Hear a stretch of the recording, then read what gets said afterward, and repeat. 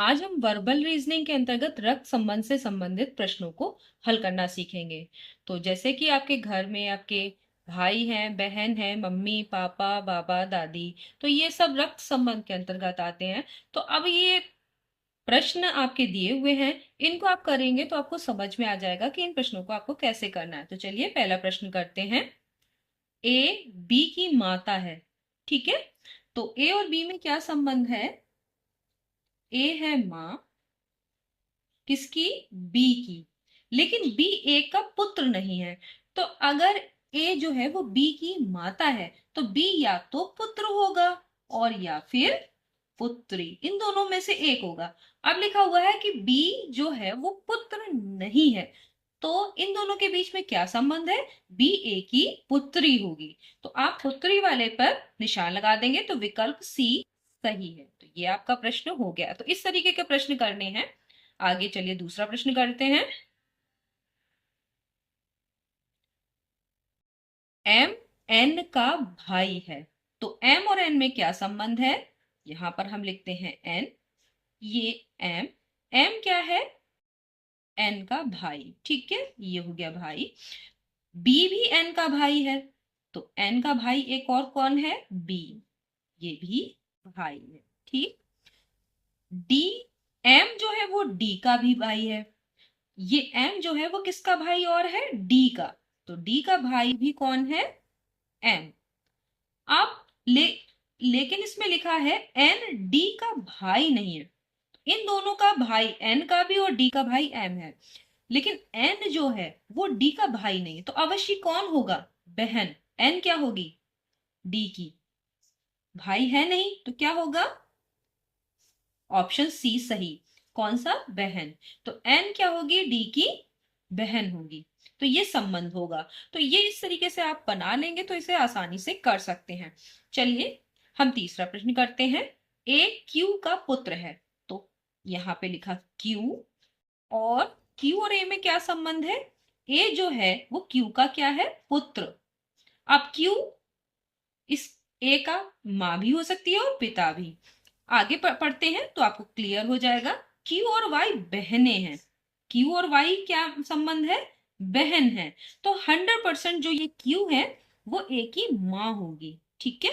तो आपने यहाँ पे मां लिख दिया और क्लियर हो गया। जेड वाई की मां है।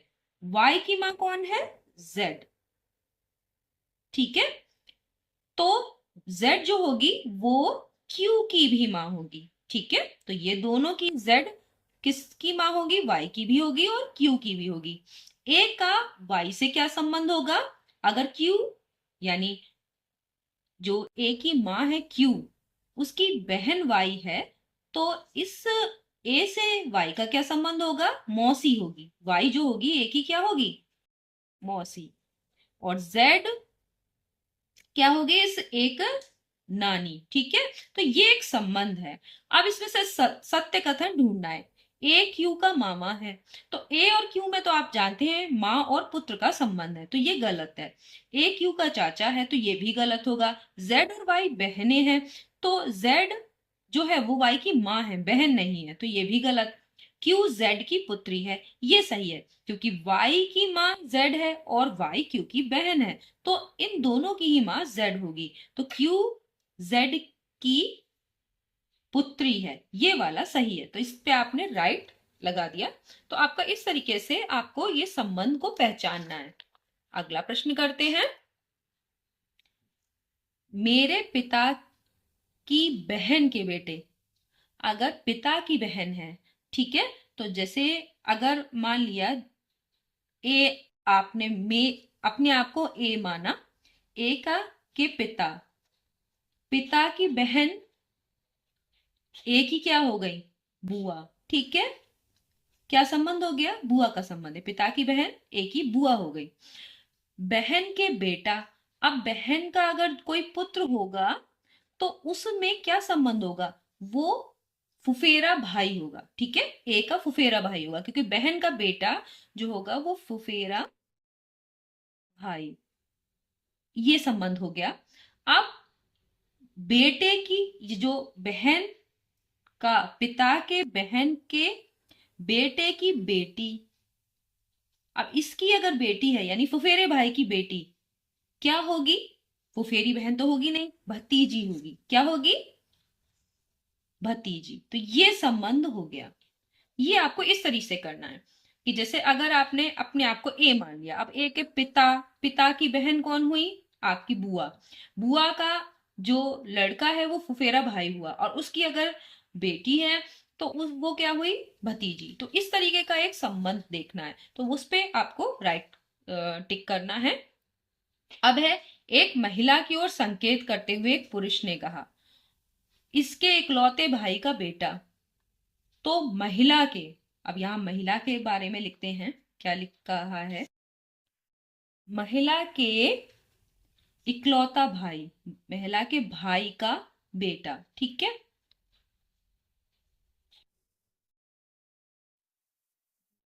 बेटा मेरी पत्नी का भाई है, जो पुरुष है उसकी पत्नी, पुरुष की पत्नी का भाई कौन हुआ? पत्नी का भाई, उस पुरुष का साला। ठीक है। वो है ये, जो महिला के भाई का बेटा है। तो अगर महिला के भाई का बेटा, तो साले का जो ये जो भाई है, महिला का भाई है, वो इसका बेटे का क्या है? पिता। तो साले का पिता क्या हुआ? इस पुरुष का ससुर। ठीक है। इस पुरुष का ससुर हुआ, तो ये जो महिला है वो ससुर की क्या है? बहन भाई का रिश्ता है, तो ये ससुर की बहन हुई। तो महिला उस पुरुष से किस तरह से संबंधित है? वह जो है उस पुरुष के ससुर की बहन है। तो ये वाला ऑप्शन सही है। तो इस तरीके से आप एक डायग्राम बना लेंगे, जिससे कि आपको ये समझने में आसानी होगी। अगला प्रश्न करते हैं। ऋचा और रूपेश, सुमित की दो संतान हैं। तो सुमित जो है से इसके दो बच्चे हैं। कौन कौन? ऋचा, और दूसरा कौन है? रूपेश। ठीक है। रूपेश के पिता सुमित हैं। ठीक है। लेकिन ऋचा सुमित का बेटा नहीं है। ऋचा अगर सुमित का बेटा नहीं है तो क्या होगी? ये इसकी पुत्री यानी बेटी होगी। तो यहां पर इसमें क्या करेंगे? बेटा, बेटी, बहन और भतीजी में से आप बेटी पर टिक लगाएंगे। तो इस तरीके से आपको जो प्रश्न है रक्त संबंध से संबंधित, ये प्रश्नों को हल करना है। तो इस तरीके के आपके बहुत सारे प्रश्न आएंगे, और उनको इसी तरीके से आप डायग्राम बना के, जैसे मैंने आपको समझाया वैसे ही आपको करने हैं। नेक्स्ट वीडियो में हम रक्त संबंध से संबंधित कुछ और प्रश्नों को लेकर उपस्थित होंगे। तब तक के लिए धन्यवाद।